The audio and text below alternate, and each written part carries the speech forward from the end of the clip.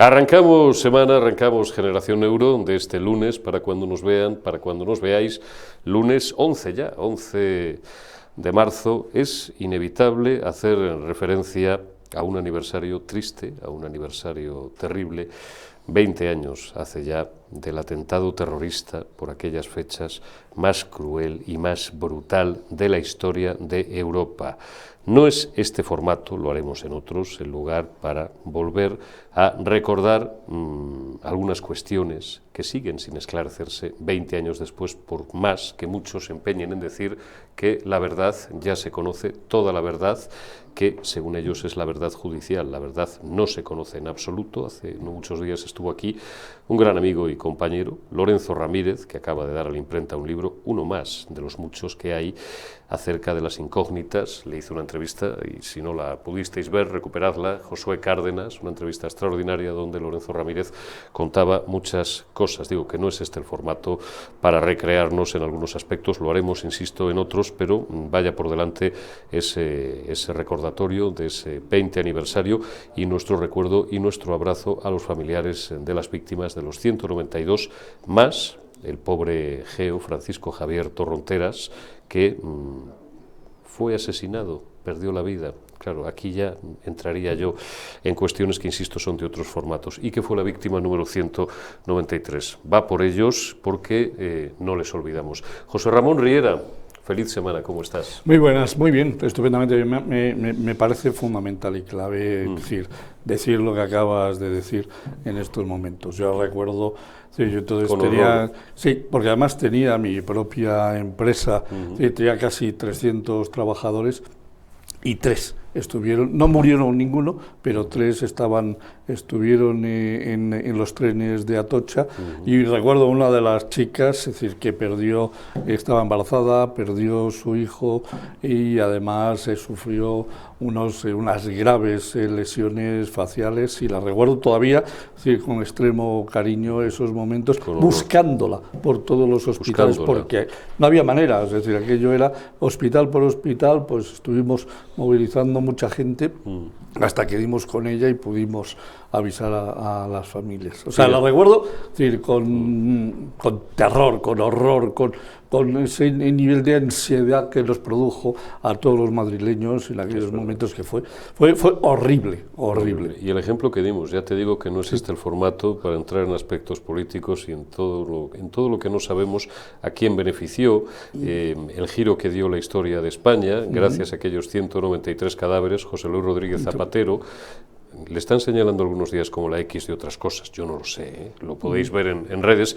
El hombre de Maduro en Europa pues llegó a Moncloa, y el devenir político de España dio un golpe de timón brutal.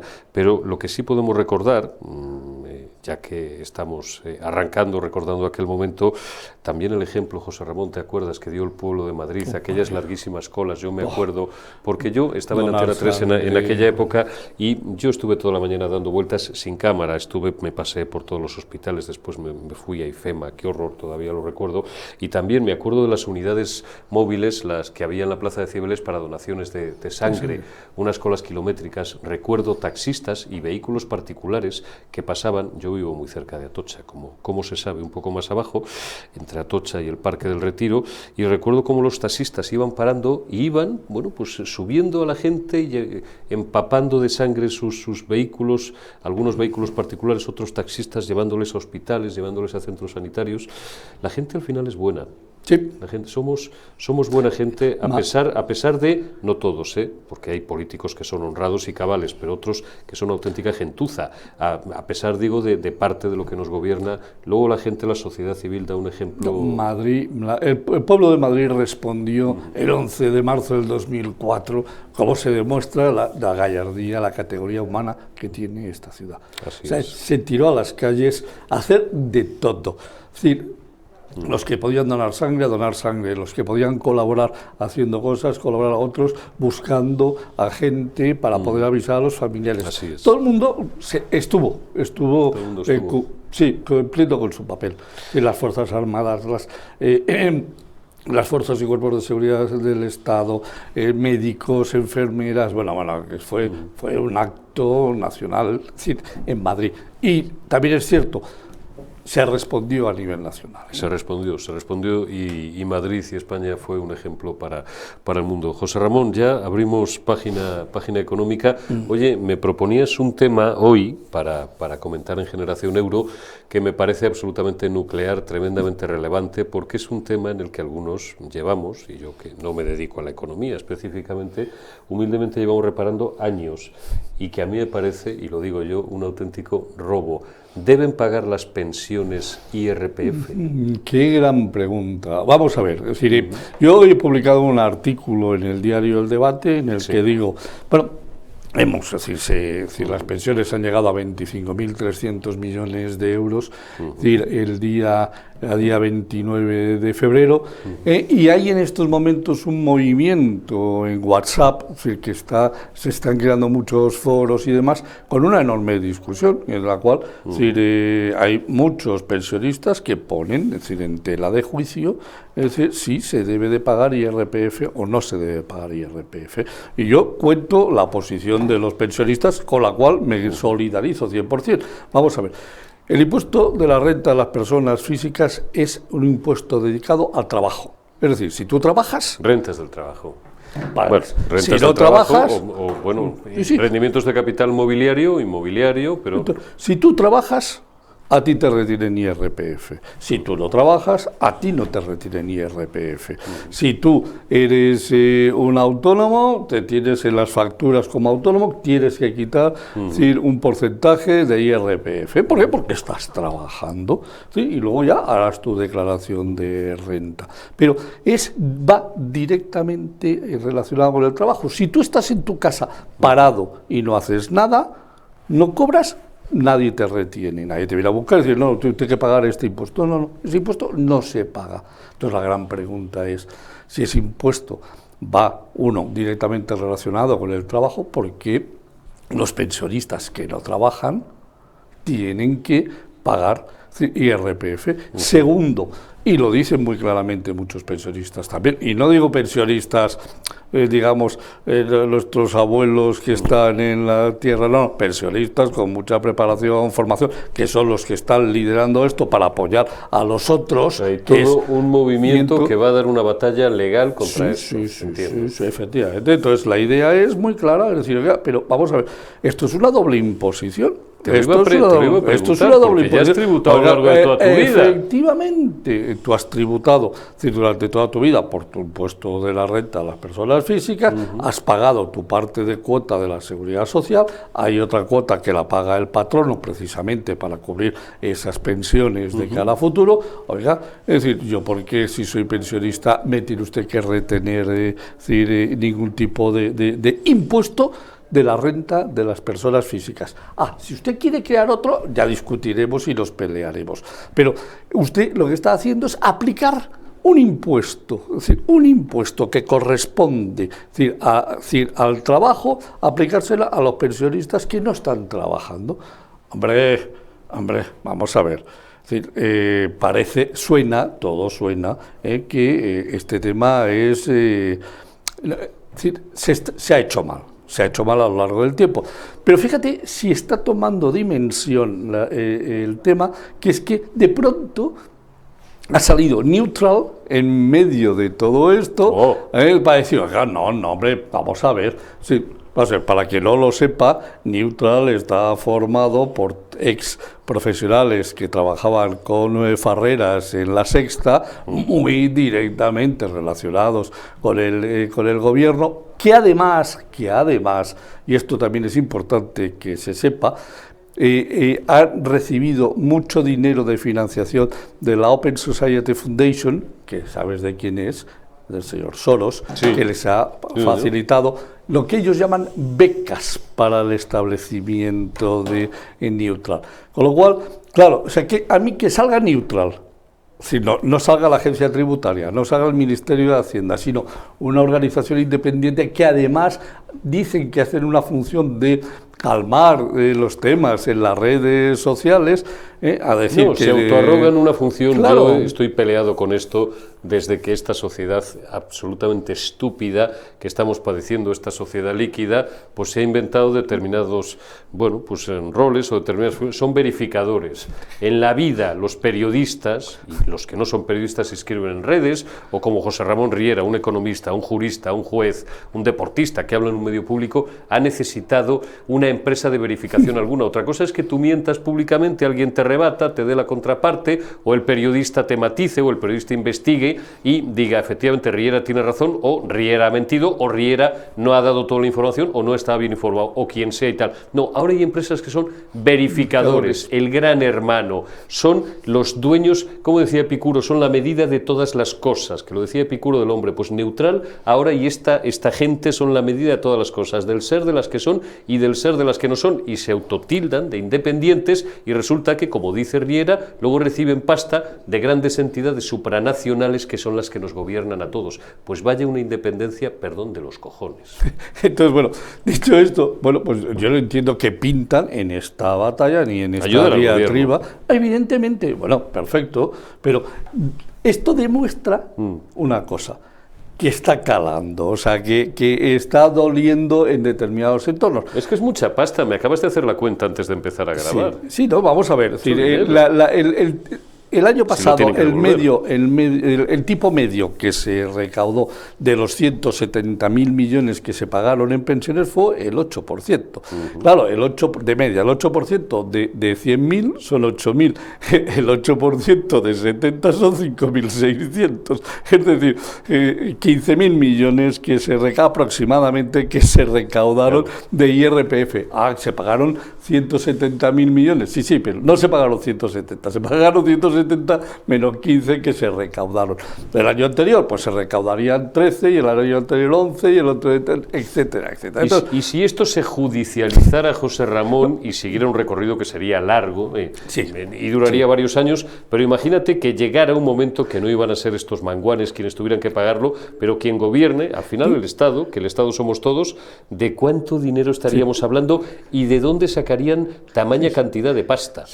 Primero, déjame que te diga una cosa, esto va a llegar al Tribunal Supremo de Justicia de Luxemburgo de la Unión Europea, que fue el que dijo que, hombre, que si las mujeres habían tenido 2 hijos en su jubilación, eso le daba unos derechos que el hombre no tenía, y entonces el Tribunal Supremo dijo, hombre, pero si entonces estamos hablando de un tema de igualdad, de derechos y de género, pues en los hombres también, y ahora todos los que se jubilaron desde el 2017 tienen derechos, si tienen 1 o 2 hijos, a pedir una parte adicional de la pensión que las mujeres han ido recibiendo y los hombres no, pero que ha habido una sentencia del Tribunal Superior de Justicia de la Corte de Luxemburgo. Pues esto va a llegar ahí. Si esto pasase, la cosa es seria, porque estamos hablando, si tiramos, ¿qué es lo que va a hacer la agencia tributaria? O sea, la agencia tributaria no va a reconocer que esto se tiene que pagar desde in illo tempore, sino que va a decir, bueno, 5 años, los últimos 5 años. Bueno, los últimos 5 años, ni más ni menos, pueden superar con creces de pronto 50.000 millones de euros. Pero lo cierto es que no son los últimos 5 años, porque un defecto y un error por parte de un Estado no tiene caducidad, con lo cual el Tribunal Superior de Justicia de la no Corte prescribe nunca, para entendernos. No prescribe, exacto. Es importante aclarar eso. Y entonces, claro, es que podemos volver de media a que haya, digamos,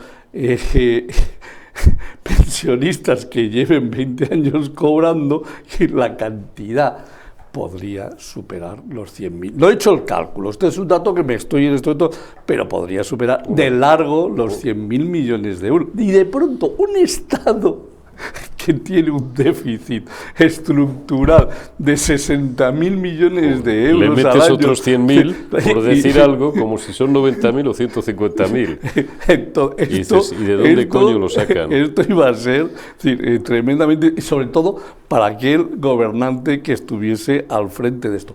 Y yo estoy convencido de que va a tardar. Vamos a ver, esto no es... puede durar años. Sí, puede durar bastante tiempo. Lo suyo sería acudir primero al Supremo, ver la sentencia del Supremo, y si el Supremo dice que sí... Habría que ir, pregunto, porque claro, no somos juristas, y ¿habría que ir directamente al Supremo o no habría una instancia previa, algún tipo de jurisdicción económica, el Tribunal Económico Administrativo, al que se pudiera reclamar esto? Se podría reclamar. Lo que pasa es que el Tribunal Económico Administrativo normalmente, es decir, en este tipo de cosas va a sentenciar a favor del gobierno siempre. Sí, de la agencia tributaria y del Ministerio de Hacienda, normalmente. O sea que al final te llevan al Supremo, impepinablemente. Sí, efectivamente. Hombre, yo no soy jurista, es decir, pero, hombre, vamos a ver, los que están liderando este tema y lo que van a estar moviendo van a acudir a un bufete de abogados. Es decir, lo normal es que se diga, mira, escogemos un bufete de abogados, vengan todos aquí, es decir, súmense, porque al final, si el bufete de abogados va a trabajar, en lugar de para 1.000, va a trabajar para 100.000, para 300.000, para 500.000, para 1 millón, y a lo mejor, pues, hasta el bufete dice, bueno, si vemos que hay modo de ganar, vamos a un variable, y no cobramos, y entonces solo cobramos a la hora de tener que reclamar. Como se trabaja ahora y además que es garantía de éxito. Fijaos, yo esta mañana cuando llegaba Periodista Digital, José Ramón, y además se lo agradezco porque, como todo el mundo sabe, yo soy mucho más nocturno que diurno, no porque esté todo el día en la calle, sino porque muchas noches me quedo trabajando hasta altísimas horas. A mí me cuesta madrugar además por una cuestión de ritmo, ¿no? Entonces, a mí me pone WhatsApps todas las mañanas con los temas económicos y sus artículos, y se lo agradezco mucho, y sus vídeos por cierto, paréntesis, si el gobierno lo permite, acabas de cumplir 2 meses, felicidades, por tu canal de YouTube, si el gobierno lo permite, con casi, vamos a decir casi, redondeando ya, tienes casi 3.000 suscriptores. Sí, bueno, 2.900. Sí, en fin. Vamos a ver, cuando esto se emita, si no hemos llegado a los 3.000, le va a faltar el cantón duro. Bueno, pues digo, venía yo esta mañana a primera hora, me había repasado los temas que me envía José Ramón, su artículo del debate y tal, ¿no? Y entonces, claro, este es un asunto que muchos tenemos en la cabeza porque esto es más viejo que la tos, pero hacía siglos que yo no escuchaba hablar de esto y desconocía también que hubiera un movimiento en redes muy potente. ¿A dónde quiero llegar? Muchos seguramente os estáis preguntando o estaréis diciendo en vuestra casa, buah, esto ya verás tú, pues oye, sus narices y qué bien esta iniciativa de esta gente, pero esto no va a llegar a ninguna parte. A mí lo primero, y se lo decía José Ramón cuando estábamos tomando el primer café, que me ha venido a la cabeza fue, esto solamente se acordarán o los muy viejos o los muy cafeteros, una sentencia histórica que reconoció por primera vez, estamos hablando de mediados de los 90, por primera vez el derecho a hacer la declaración, en el caso de los cónyuges, o conjunta o por separado. Y los que tengan menos de 40 dirán, ¿qué coño se ha tomado este tío esta mañana? Pues se puede... No, es que no siempre fue así. Hasta 1995 no siempre fue así. Y esto empieza porque un abogado de Barcelona, cuyo nombre ya sería la leche si me acordara, pero creo recordar que era un abogado de Barcelona, empezó a litigar para exigir el derecho a que una pareja legalmente casada o con un vínculo establecido, es decir, o con que fueran digamos, una unidad fiscal en ese caso, pudiera o juntar sus bases imponibles o separarlas, porque yo en aquella época, y hablo en primera persona, cada uno se acuerda de lo suyo, joder, pues la diferencia, yo trabajaba en una empresa que se llamaba y se llama Antena 3, ganábamos, sonroja recordarlo, a veces lo dice el maestro Rojo, pero ganábamos mucho dinero en aquel momento en este oficio.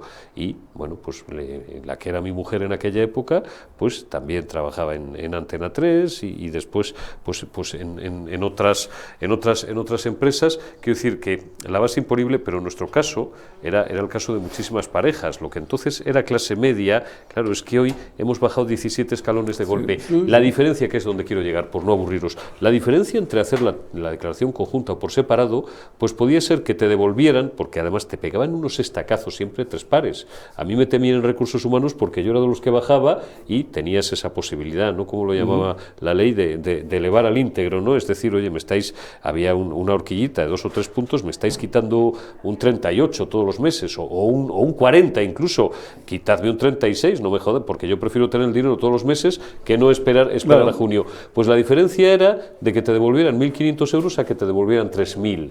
una barbaridad, es decir, el doble. Y todo esto empieza por la iniciativa de un tío de Barcelona que empieza a litigar y años después el Supremo le da la razón. Por tanto, espero que estos señores, que los buscaré en redes, tengan el mismo éxito, aunque pasen muchos años. No importa. Lo importante es, vamos a ver, es decir, los que creen que esto es justo, deben de seguir trabajando y luchando por ello, independientemente de que lo lógico sería que esto se tomase como una consideración por parte de un gobierno. Pero si es que es de sentido común, por la razón que tú has expuesto, porque es renta del trabajo, y por otra, que para mí si cabe tiene casi todavía más peso, que es la doble tributación. Claro. Por cuántas cosas Riera, y esto yo lo hablaba hace años antes de estar incluso ya en política, a veces lo he contado, con Begoña Villacís, que se dedicaba a estas cosas cuando trabajaba, antes digo, de ser un personaje público y político. ¿Cuántas veces, por muchas cuestiones, tributamos 2, 3 y hasta 4 veces? Sí, señor. Vamos a ver, ese es el gran problema de un país que tiene una falta de organización económica como la que tenemos en estos momentos en este país. Y hemos tenido, ojito, que el tema es que viene de largo, porque esto no es una cuestión del Partido Socialista de hoy, o sea, es que desde históricamente se decidió que los pensionistas que se joroben, es decir, que se da lo mismo. A mí me ha parecido un robo siempre, Riera. Efectivamente, bueno, ahora vamos a ver lo que pasa, que esa es la parte importante. Y luego te quería contar otra cosa. Cuéntame. Antes de que termine. Perdona, ¿cómo se les puede buscar en redes a estas personas? Este movimiento que me dices que está surgiendo en redes. Vamos a ver, yo no sé, todavía no tiene nombre, o sea, a mí me han llegado como... Es decir, que la gente bucee en Twitter o en X y busque referencias en torno a este asunto. A mí me han llegado como 200 WhatsApps de diferentes sitios. O sea, cuando me llegan 200 veces... Pásame alguno y lo iré contando aquí. Sí, por supuesto, supuesto. Y luego quería contarte otra cosa. Vamos a ver. Esta mañana, buceando por Eurostat, es un placer que tiene un economista... Tienes unos placeres más raros, José Ramón, macho. De verdad. La verdad es que lo digo con cariño, ¿eh? José Ramón es un fanático de los números, de los datos y de las estadísticas. Pero fíjate lo que he encontrado. Es decir, el déficit de todos los países, de la Unión, que somos miembros de la Unión Europea, que se reporta trimestralmente. Bueno, en el primer trimestre España declaró un déficit de 3.000 millones, en el segundo trimestre un déficit de 32.000 millones, y llega la sorpresa. En el tercer trimestre ha declarado un superávit de 9.935 millones de euros. Digo, anda, déjame ver esto. Resulta que me pongo, cojo los 27 países, toda la Unión Europea tiene un déficit de 107.000 millones de euros. España resulta que es el país en el tercer trimestre que más superávit ha tenido de largo. ¿Por qué razón? Cuando Francia ha tenido un déficit de 41.000 millones, Italia de 25.000 millones, Alemania de 27, y nosotros venimos de un déficit de 32.000 millones. ¿No será que han hecho una regulación random por ahí rara? Y yo no soy contable ni tengo mayor idea de esto fuera de... En fin, porque el papel, igual que el papel lo aguanta todo, José Ramón, macho, las estadísticas y hasta los balances lo aguantan todo. Sí, pero vamos a ver. Pero eso es un poco burdo esto, ¿no? Dicho desde mi ignorancia, contable. Pero vamos a ver, ¿cómo es posible que hayan declarado un superávit de 9.935 millones de euros en el tercer trimestre? Así porque sí. Bueno, pues lo han hecho por un motivo, porque les ha salido. Ahora, ¿cómo les ha salido? Esa es la gran pregunta. Es decir, el tema es, vamos a ver, han cambiado de opinión y algunas facturas nos han Eso te iba a decir, ¿qué obligaciones de pago han diferido a calendas grecas? Han cambiado de opinión y no han pagado a los proveedores. Claro, es que el día 30 de noviembre, la deuda de la Administración Central, no digo las autos, la Administración Central del Estado era de 54.000 millones de euros pendientes de pagar a proveedores. Diste aquí el dato, me acuerdo. Claro, entonces, es decir, pero claro, es que 54.000 millones, si tú le añades todo lo que deben las comunidades autónomas, todo lo que deben los ayuntamientos, es muy fácil que el día 30 de noviembre debiésemos a proveedores más de 100.000 millones. Pero claro, si tú... Es decir, esto lo estás llevando desde el mes de septiembre, resulta que es que has podido dejar de pagar muchos miles de millones en la Administración Central, que se joroben los proveedores, claro, que les demos matalidad, y ¿Cuántas facturas quedan pendientes de contabilizar? Eso es imposible de saber. Claro, ese es el gran problema. Pero es que llama mucho la atención, mucho. Yo lo que he hecho ha sido escribir un artículo que digo, es decir, en las finanzas también se puede cambiar de opinión. Es decir, ¿por qué? Porque lo baso en una cosa, es decir, vamos a ver, ¿qué le preguntaron al señor Sánchez antes de las primeras elecciones que si iba a pactar alguna vez con Bildu? ¿Qué dijo? Dijo, no, yo pactar con Bildu nunca. Y si quiere se lo digo 5 veces. Hombre, hay un vídeo que estuvo aquí el otro día de Kake Minuesa, que lo habéis visto todos millones de veces. Kake, que es un tío casi tan alto como él, y entonces se pone en paralelo, bueno, es como Pedro, y entonces se pone en paralelo y le va... Kake tiene un estilo extraordinariamente educado. Tiene un estilo agresivo, en el buen sentido de la palabra, mejor que agresivo, incisivo. Y ya el otro se le puso chulo porque ya estaba incómodo, porque se lo preguntó 1 vez, 2 veces, 3 veces, y le contestó, si quieres se lo digo hasta 5 veces, o algo así. Entonces, fíjense. claro, es decir, el tema es, ¿y luego cómo lo justifico? He cambiado de opinión. He cambiado de opinión. Dijo que iba a traerlos. Presidente, ¿por qué nos ha mentido tanto? Dijo que iba a traer al juzgado de Waterloo para que lo juzgasen. No, y lo va a traer, va a venir en julio. Sí, pero no para que fuese, no para que sea a la juzgado. Tarde de la retaguardia os contaré. Y luego, ¿cuántas veces nos ha dicho que ha cambiado de opinión? El presidente cambia de opinión, no miente nunca, cambia de opinión.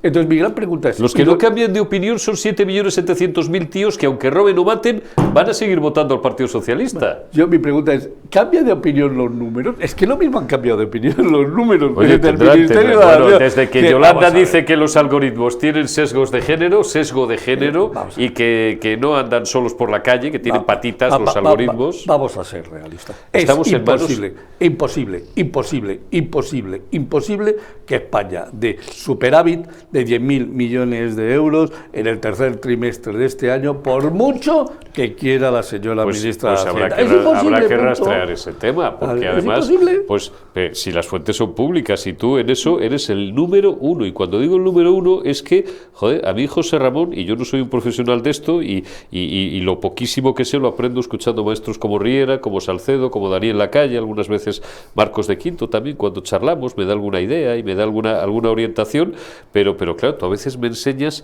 páginas, fuentes oficiales que el respetable, la mayoría de la gente no conoce, y ahí hay un cerro de datos, pero sí, claro, sí está todo publicado, como se dice en inteligencia de las fuentes abiertas. El 95% de lo que de repente surge está publicado en algún sitio. ¿Sabes lo que va a pasar? Que cuando cierren el año, cuando nos digan el déficit ahí es cuando nos van a anunciar el estacazo. Pues vamos a rondar entre los 35 y los 40.000 millones de Pero bueno, eso es una gorrinada, digo, a nivel de comunicación política y a nivel de transparencia. Vamos a ver. Es una guarrada. ¿Qué sucede? Eso no se hace, joder. Claro que no. Vamos a ver, y menos para ir... Vamos a ver, ¿por qué se ha hecho? Porque cuando se presenta este dato, ¿quién era el presidente del Consejo Europeo? ¿Quién era el presidente? Pedro Sánchez. ¿Qué tenía que hacer? Fardar. ¿De qué? No, fíjate, España es el que menos déficit ha presentado, el que ha presentado más super. Entonces está muy bien. Si yo lo entiendo que el presidente necesite de vez en cuando ponerse y colgarse medallas. Pero, hombre, no nos olvidemos que esto nos perjudica. Falsear las cuentas públicas es incorrecto. No dar los datos de Next Generation es incorrecto. Modificar los datos del paro no es correcto. Y si seguimos, lo del CIS es incorrecto. Cambia la metodología estadística y ATPC, con perdón, que ya sabéis lo que quiere decir. Ellos te dirán, pues como en cuestiones de orden fiscal, que han optimizado determinada normativa contable y que, bueno, que eso es ortodoxo y entonces tú, que llevas 40 o 50 años viendo balances, analizando y estudiando estadísticas, dirás, ¿qué jeta tienen estos tíos? Lo del CIS es infumable. Lo de los fijos... lo de fijos discontinuos es infumable. Lo de fijos discontinuos es infumable. Lo de no contar a quién se le han dado y no saber dónde han llegado los fondos Next Generation es infumable. La modificación que hizo el INE del cálculo del IPC es infumable. Claro, es que como les da lo mismo absolutamente todo, pues hacen lo que les da la gana, y eso es lo que no es correcto, o sea, eso es lo que no se debe de permitir, porque además están jugando con el prestigio estadístico de un país, y el prestigio español era tremendamente alto, estábamos en lo más alto del prestigio. Lo sigue siendo. Siempre recordamos al gran Gregorio Izquierdo, que creo que vamos a coincidir dentro de unos días en algún sitio, y le pediré, que además ya me lo dijo un día, oye, cuando quieras voy encantado a tu programa, que es un sabio, Gregorio Izquierdo, uno de los mejores economistas de España, pues estuvo durante años al frente del Instituto Nacional de Estadística, que tiene unos técnicos de primerísima división, los mejores, no sé si son, o de los mejores del mundo. Sin duda. Otra cosa es que te pongan un baranda, un comisario político, te cambien la metodología de calcular determinadas cuestiones y se acabó la presente historia. ¿Cómo puede decir la ministra de Trabajo que es que no tiene los datos porque no se los pasa a las delegaciones de... No sé, ya está bien. No, aparte de aquí todo es mentira, todo es mentira. Perdóname, ¿por qué no tiene... Pero cambia de opinión. No, los datos en el caso de Yolanda es peor, ¿por qué no? Y me da igual, es profesora, creo, de Derecho del Trabajo, yo he conocido a cada profesor de Derecho del Trabajo, con todo el respeto, pero ¿por qué no tiene ni puta idea? Porque no tiene ni puta idea de lo que tiene entre manos, y así pues surgen declaraciones. Nos estuvimos riendo un rato, La Calle y yo el otro día, joder, por no llorar, con lo de el sesgo de los algoritmos, y así todo. Es que el algoritmo tiene sexo. El algoritmo tiene sexo. Oye, antes has hablado, y ya te tengo que despedir porque me voy de boleta, voy de tiempo, y tenemos que grabar ahora otra que os va a gustar, que ya os diré cuando la emitimos. Decías antes el Tribunal de Luxemburgo que había reconocido. El viernes pasado se celebró el Día de la Mujer Trabajadora, para los que lo celebran el único día al año que trabajen. Yo tengo una madre en casa, todos tenemos madre, hasta Pedro Sánchez tendrá madre seguramente, y Begoña Gómez tendrá madre también, y José Luis Ábalos y Colno tendrán madre, que trabajaban o que trabajan los 365, incluso este año 366 días al año.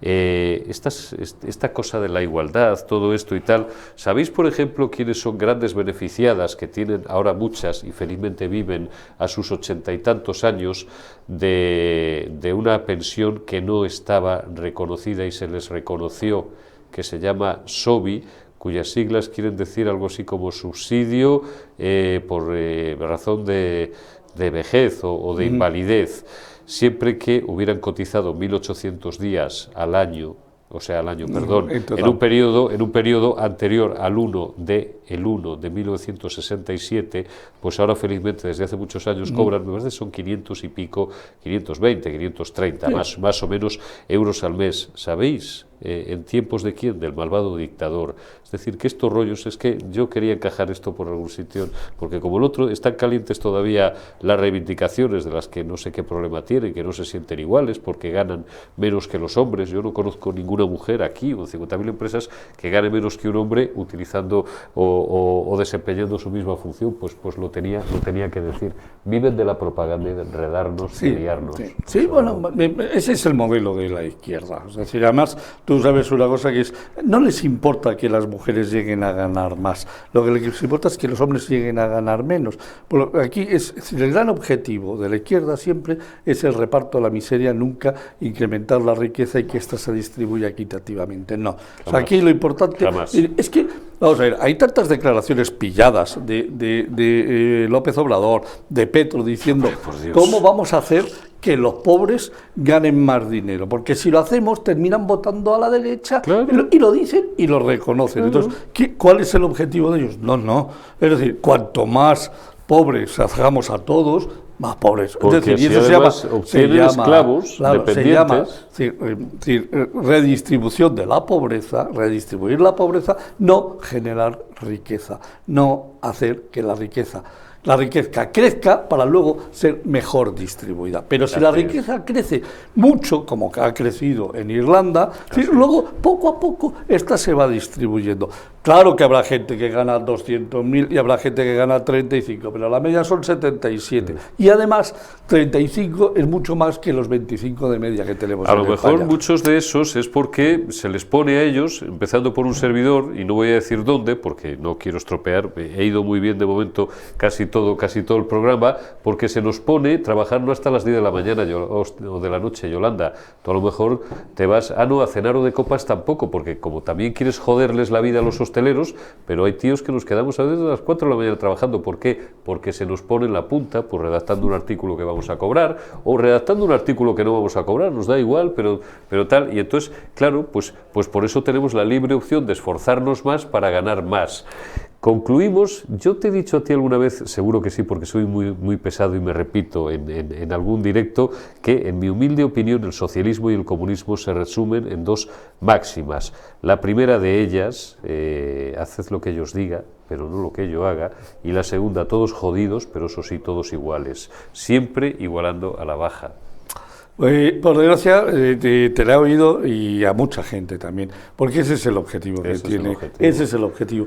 Cuando hablamos de este tema es lo que hay, es decir, y lo hemos visto, ¿Quién se ha cargado? La gente lo aprende, macho, y le sigue votando. ¿Quién se ha cargado la agricultura? Se la ha cargado Sánchez. ¿Por qué? Al implantar la agenda digital, es decir, cae el Producto Interior Bruto de la agricultura en el año 2022 un 19% y se recupera un 1% en el 2023. ¿Quién se carga la industria? Es decir, el señor Zapatero. Anda, es que siempre es lo mismo. O sea, Zapatero, Sánchez, Sánchez, Zapatero, Zapatero, Sánchez, Sánchez, Zapatero. Da lo mismo.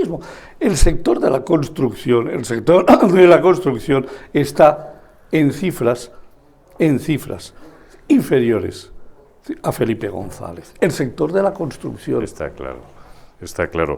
José Ramón Riera, que es para mí un orgullo y una satisfacción el tenerte. Y un placer. Cuando grabamos esto ahora, nosotros no mentimos nunca, grabamos los viernes, pero veréis que tampoco estamos pegados a la actualidad para no pillarnos la colita con la tapa del piano, porque al final, aunque sea de noticias puntuales, y esto lo es, de la que hemos desarrollado prácticamente todo el programa, pero tratamos de abordarlo desde un enfoque de fondo para que esto podáis verlo pues cuando se va a emitir el lunes 11 a las 9 de la mañana, o podáis verlo dentro de 2 meses, porque el debate y la problemática seguirá siendo la misma. Y tengo una gran satisfacción, como digo, en tener todos los viernes aquí conmigo un rato, regalándome y regalando su tiempo a José Ramón Riera. Muchísimas gracias. Un placer, don Enrico. Suerte. Sus artículos en el debate todos los días, en el diario de Villeito Rubido y de Luis Ventoso y de tantos grandes profesionales y compañeros, y tu canal, si el gobierno lo permite. YouTube, si el gobierno lo permite, darle a la campanita, si no estáis suscritos todavía, que Riera tiene que llegar no a los 3.000, que los tienes ya prácticamente tocando la punta de los dedos. Tienes que irnos cantando los 5.000, los 10.000, los 15.000, los 20.000. Vamos a llegar a los 3, luego vamos a los 4, luego a los 5. Vamos a ir haciéndolo porque ya esto es bonito. Ya ver que hay en total en el canal casi 250.000 visualizaciones y que crece, más de lujo, macho. Sí, ¿Quién te iba a decir a ti que te ibas a convertir en un youtuber, macho? a tus 59. A mis 70. Que te ibas a convertir en un youtuber. Gracias, José Ramón Riera. Gracias también. Mañana más y mejor en Generación Euro.